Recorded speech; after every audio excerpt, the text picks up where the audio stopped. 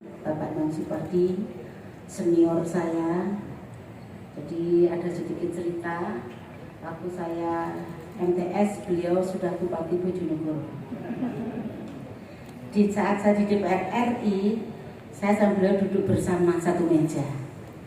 Jadi politik itu membuka sekat antara usia, pendidikan, dan waktu. Yang adalah bagaimana memang kita sebagai wakil rakyat duduk bersama. Itu ya Pak Mangge. Saya kaget. Waktu SMP itu kan nama bupati nggak begitu familiar. Karena bupati dulu itu kan bukan dipilih, jadi nggak perlu kampanye ya Pak ya. Saya Bupati Bojonegoro Bu. Oh iya Pak, ya ingat saya. Saat itu masih MTS saya bilang gitu.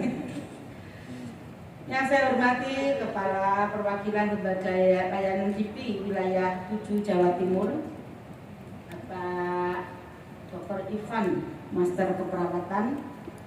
Yang saya hormati tentunya Forkompinda dan juga dari Direktur Rumah Sakit Asia, Ibnu Sina, Direktur Ketua Perguruan Tinggi dari Stikes Bekasi, dan juga seluruh hadirin yang saya banggakan, terutama para orang tua, wali murid, wali mahasiswa mahasiswi, dan wisudawan-wisudawati yang saya banggakan.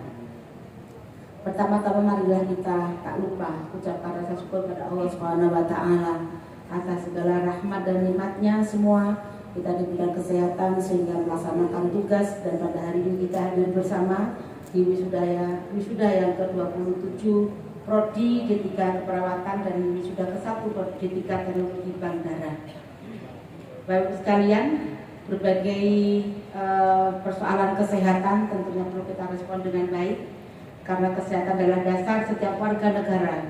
Oleh karena itu, pembangunan kesehatan merupakan prioritas pembangunan nasional untuk mewujudkan masyarakat Indonesia yang sejahtera di Kabupaten Bojonegoro khususnya. Dan juga sesuai dengan tema kami, visi misi dalam Bojonegoro 2018-2023, yaitu menjadikan Bojonegoro sebagai sumber energi, saya ulangi, sumber ekonomi kerakyatan untuk terwujudnya masyarakat yang beriman, sejahtera, dan berdaya saing. Selain itu, sebagai salah satu implementasi misi yang ketiga, mewujudkan peningkatan kualitas sumber daya manusia yang berkelanjutan. Maka beberapa kebijakan di Pemkab, contohnya adalah bahwa Bojonegoro sekarang penduduknya kurang lebih 99,1% sudah ditanggung dengan asuransi BPJS. Gayung bersambut, kalau masyarakatnya sudah ditanggung BPJS, tenaga perawatnya nggak ada, berarti nggak ada yang ngurusin.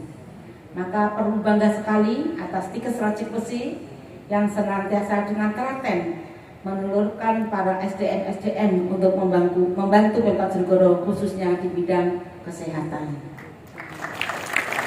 Kemudian beberapa capaian target juga bahwa semenjak tahun 2022 Pemkab Bojonegoro sudah masyarakatnya 97,9% sudah tidak di BAB sembarangan. Ini artinya sekaligus untuk sektor kesehatan ditopang dengan kesehatan masyarakat.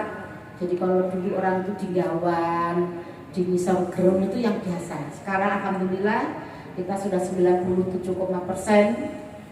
itu sudah ODF dan aksesnya sudah 100%. Kemudian capaian imunisasi dasar lengkap untuk balita yaitu 102,7% dan imunisasi anak sekolah 14,51% di tahun 2021. Kemudian tentunya kemarin saya minta kepada Ketua PMI, saya bilang begini, Pak Hernowo, selalu orang itu kecelakaan yang tidak bisa tertanganin karena darah. Coba kita lihat warga Bojonegoro yang 1,4 juta kurang lebih ini, berapa persen sih mereka terbiasa mendonorkan darahnya? Setelah kami hitung-hitung belum mencapai 20%. Padahal harapan kami Bojonegoro ke depan itu sebagai salah satu kabupaten yang bisa mensuplai kebutuhan darah khususnya Jawa Timur dan juga tingkat nasional. Tadi di depan saya disampaikan panitia atau dari rektorat bahwa ada fakultas teknologi darah di Stikes Rajepesi. Saya sungguh-sungguh menaruh harapan bahwa ini kok gayung bersambut. 2 tahun yang lalu saya bicara di saat PMI itu ada regenerasi, saya bilang coba PMI Jonegoro ini mulai kita memanage dengan baik sebagai supplier darah, supply maksudnya supply pengadaan darah yang ada di Jawa Timur khususnya dan nasional pada umumnya. Nah, kalau hari ini dari Stikes Rajepesi ada satu teknologi darah, ini perlu diteruskan dan kami senantiasa berharap besar adanya jurusan ya, teknologi darah. Kemudian di Bojonegoro juga yaitu ada kasus balita stunting. Sekarang kami makin hari makin menurun. Tinggal 2,97% kasus stunting tahun 2022. Bapak Presiden selalu mengkampanyekan stunting untuk ditanggulangi. Setelah kita berpikir, ibaratnya kita sedang menanam tanaman, maka bibitnya harus unggul. Nah, stunting ini bagian bibit sumber daya manusia. Dan di Bojonegoro sekarang kami terendah nomor 2 se-Jawa Timur setelah Surabaya. Ya, karena Surabaya mungkin daerah metropol, tentunya kami terus melakukan inovasi untuk penurunan angka stunting. Sekarang tinggal sisa 2,97%. Ini Dinas Kesehatan sudah kontrak sama saya. Dulu masih 6, saya tidak mau, kalau 6 turun, 3 nggak mau turun lagi. Karena apa? Kita harus sungguh-sungguh persoalan apa sih stunting ini? Misal sanitasi, misal air bersih, misal soal makanan tambahan, misal soal di saat dalam kandungan harus kita betul-betul kita rawat, dan sekarang sudah tinggal 2.225. Ini pun kemarin katanya Oktober akan di-grading lagi, mudah-mudahan bisa turun menjadi 2% mudah-mudahan. Nah, saya menyampaikannya adalah relevan dengan fakultas yang anak-anakku sekalian ambil, yaitu di sektor kesehatan. Pada kesempatan ini kami ucapkan terima kasih dan penghargaan setinggi-tingginya atas partisipasi dari seluruh pihak dalam pembangunan kesehatan di Kabupaten Bojonegoro. Karena keberhasilan tersebut tidak terlepas dari peran serta seluruh stakeholder terkait, semoga ke depan dapat terus untuk ditingkatkan. Bapak Ibu, para hadirin, para wisuda-wisudi yang sangat saya banggakan. Dalam upaya pencapaian sasaran pembangunan kesehatan di atas, sumber daya manusia kesehatan memegang peranan sangat penting. Kehadiran Stikes Rajepesi Bojonegoro diharapkan dapat mencetak SDM kesehatan berkualitas, profesional, dan mampu berperan dalam membangun kesehatan dimanapun berada. Stikes Rajepesi Bojonegoro diharapkan mampu menghadapi perubahan dan tantangan zaman dengan melahirkan tenaga kesehatan yang mampu bersaing di era global, di mana kebutuhan dan tuntutan masyarakat semakin tinggi.